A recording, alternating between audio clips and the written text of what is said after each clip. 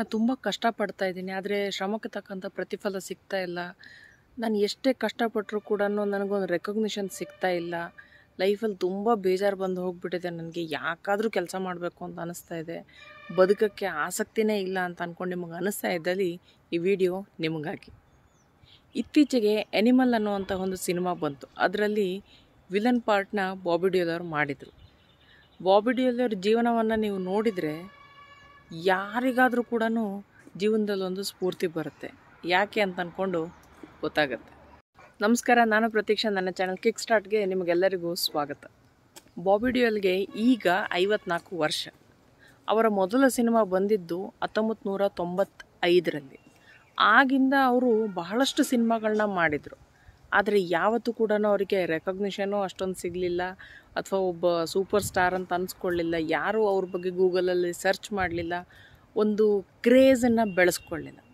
ಅದೇ 28 ವರ್ಷಗಳ ನಂತರ ಅವ್ರದ್ದು ಆಲ್ಮೋಸ್ಟ್ ಇನ್ನೇನು ವಯಸ್ಸು ಮುಗೀತು ಅಂದರೆ 54ನೇ ವಯಸ್ಸಲ್ಲಿ ಒಂದು ಸಿನಿಮಾ ಮಾಡ್ತಾರೆ. ಆ ಸಿನಿಮಾದಿಂದ ಜನರಲ್ಲಿ ಹುಚ್ಚೆಬ್ಬಿಸ್ತಾರೆ. ನೀವು ತಿಳ್ಕೊಳ್ಳಿ, ಆ ವ್ಯಕ್ತಿಲಿ ಎಷ್ಟು ಫ್ರಸ್ಟ್ರೇಷನ್ ಬಂದಿರ್ಬೋದು.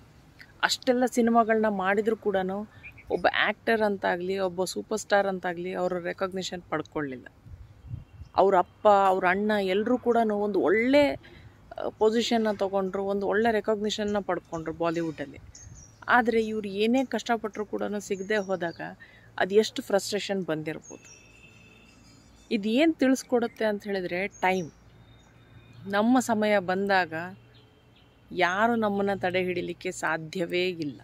ನೀವು ಸರಿಯಾದ ದಾರಿಯಲ್ಲಿ, ಸರಿಯಾದ ರೀತಿಯಲ್ಲಿ ಕಾರ್ಯವನ್ನು ಮಾಡ್ತಾ ಹೋದಲ್ಲಿ ಖಂಡಿತವಾಗ್ಲೂ ನಿಮಗೆ ಒಂದಿಲ್ಲ ಒಂದು ದಿನ ಪ್ರತಿಫಲ ಸಿಕ್ಕೇ ಸಿಗುತ್ತೆ. ಆದರೆ ನೀವು ಅಷ್ಟು ಓಪನ್ ಮೈಂಡೆಡ್ ಇರಬೇಕು, ಅದಕ್ಕೆ ನೀವು ತಯಾರಾಗಿರಬೇಕು ಅವಕಾಶಗಳು ಬಂದಾಗ.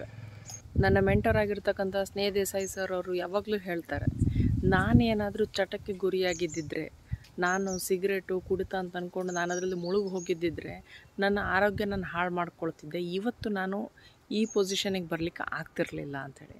ಅದೇ ರೀತಿಯಾಗಿ ನಮ್ಮ ಬದುಕಲ್ಲೂ ಕೂಡ ಒಂದು ಒಳ್ಳೆಯ ಅವಕಾಶ ಬರಬೇಕು ಅಂತಂದರೆ ನಾವು ಅದಕ್ಕೆ ಎಲ್ಲ ರೀತಿಯಿಂದ ಕೂಡ ತಯಾರಾಗಿರಬೇಕು. ಆಬ್ವಿಯಸ್ಲಿ ಅವಕಾಶಗಳು ಯಾವಾಗಲೂ ನಾವು ಮೆಂಟಲಿ ಪ್ರಿಪೇರ್ ಆಗಿದ್ದಾಗ ಬರೋದಿಲ್ಲ, ಆದರೆ ಬೇರೆ ಎಲ್ಲ ರೀತಿಯಿಂದ ಕೂಡ ನಾವು ಅದಕ್ಕೆ ತಯಾರಾಗಿರಲೇಬೇಕು. ನಾವು ಇಲ್ಲ ಸಲ್ಲದ ಒಂದು ಕೆಟ್ಟ ಜನರ ಸಂಘದಲ್ಲಿ ಬಿದ್ದಾಗ, ಅಥವಾ ಯಾವುದೋ ಒಂದು ಕೆಟ್ಟ ಚಟಕ್ಕೆ ನಾವು ಒಳಗಾದಾಗ, ಆ ಅವಕಾಶ ಬಂದಾಗ ನಾವು ಅದನ್ನು ಉಪಯೋಗಿಸ್ಕೊಳ್ಳಿಕ್ಕೆ ಆಗಲಿಕ್ಕಿಲ್ಲ. ಬಾಬಿ ಡಿಯೋಲ್ ಅಂತ ಅಂದ್ಕೊಂಡಾಗ ನೀವು ಯಾವುದೇ ಒಬ್ಬ ಸಕ್ಸಸ್ಫುಲ್ ಪರ್ಸನ್ನ ತೆಗೆದುಕೊಂಡ್ರೂ ಕೂಡ ಅವ್ರು ಎಲ್ಲರೂ ಕೂಡ ಆ ಒಂದು ಅವಕಾಶಕ್ಕೋಸ್ಕರ ಕಾದಿರ್ತಾರೆ. ಅದಕ್ಕೋಸ್ಕರ ತಮ್ಮನ್ನು ತಾವು ಪ್ರಿಪೇರ್ ಮಾಡ್ಕೊಂಡಿರ್ತಾರೆ. ಒಮ್ಮೆ ದರ್ಶನ್ ಅವ್ರು ಕೂಡ ವೀಕೆಂಡ್ ವಿತ್ ರಮೇಶಲ್ಲಿ ಹೇಳಿದರು, ನಾನು ತುಂಬ ಸಿನಿಮಾಗಳನ್ನ ಮಾಡಿದೆ, ಆದರೆ ಒಂದು ಸಲ ನಾನು ತಿರುಗಿ ನೋಡಿದಾಗ ನನ್ನ ಹತ್ರ ಯಾವ ಸಿನಿಮಾಗಳು ಕೂಡ ಇರಲಿಲ್ಲ, ಯಾಕಂದರೆ ನಾನು ಫಿಸಿಕಲಿ ಫಿಟ್ ಇರಲಿಲ್ಲ ಅಂಥೇಳಿ.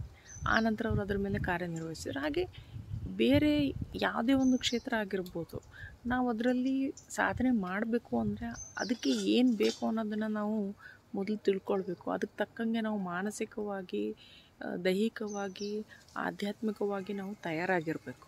ಆಧ್ಯಾತ್ಮಿಕವಾಗಿ ಅಂತ ನಾನು ಯಾಕೆ ಹೇಳ್ತಾ ಇದ್ದೀನಿ ಅಂದರೆ, ಕೆಲವೊಮ್ಮೆ ನಾವು ನಮ್ಮ ಅಹಂನ ತೆಗೆದಿಟ್ಟು ಬೇರೆಯವರ ಸಲಹೆಗಳನ್ನ ನಾವು ತೆಗೆದುಕೊಳ್ಬೇಕು. ಹಾಗೆಯೇ ನಮಗಿಂತ ಕೆಳಗಡೆ ಇರುವಂಥವ್ರು ಮೇಲೆ ಹೋದಾಗ ನಾವು ಅವ್ರಿಗೆ ಅಪ್ರಿಷಿಯೇಟ್ ಮಾಡಬೇಕಾಗತ್ತೆ. ನಮಗಿಂತ ಮೇಲಿರೋರನ್ನ ನೋಡ್ಕೊಂಡ್ಬಿಟ್ಟು ನಾವು ಹೊಟ್ಟೆ ಕಿಚ್ಚು ಪಡ್ದೇನೆ, ಅಥವಾ ಅಯ್ಯೋ ಇವ್ರ ಹತ್ರ ಇಷ್ಟೊಂದೆಲ್ಲ ಇದೆ ಅಂತ ಅಂದ್ಕೊಂಡು ಅವ್ರ ಬಗ್ಗೆ ಕೆಟ್ಟದಾಗಿ ಮಾತಾಡ್ದೇನೆ ಒಂದು ಸ್ಫೂರ್ತಿ ಪಡಿಬೇಕಾಗತ್ತೆ. ಆಮೇಲೆ ಕೆಲವೊಮ್ಮೆ ನೈತಿಕವಾಗಿ ಕೆಲಸಗಳನ್ನ ಮಾಡಬೇಕಾಗತ್ತೆ. ನಮ್ಮ ಟೈಮ್ ಬರೋ ತನಕ ಕಾಯೋದಿದೆಯಲ್ಲ, ಅದು ತುಂಬಾ ಕಷ್ಟ. ಆದರೆ ಕಾಯಬೇಕಾದಾಗ ಕೂಡ ನಾವು ನಮ್ಮನ್ನು ನಾವು ಆ ಪರಿಸ್ಥಿತಿಗೆ ಪ್ರಿಪೇರ್ ಮಾಡ್ಕೊಳ್ತಾ ಇರಬೇಕು.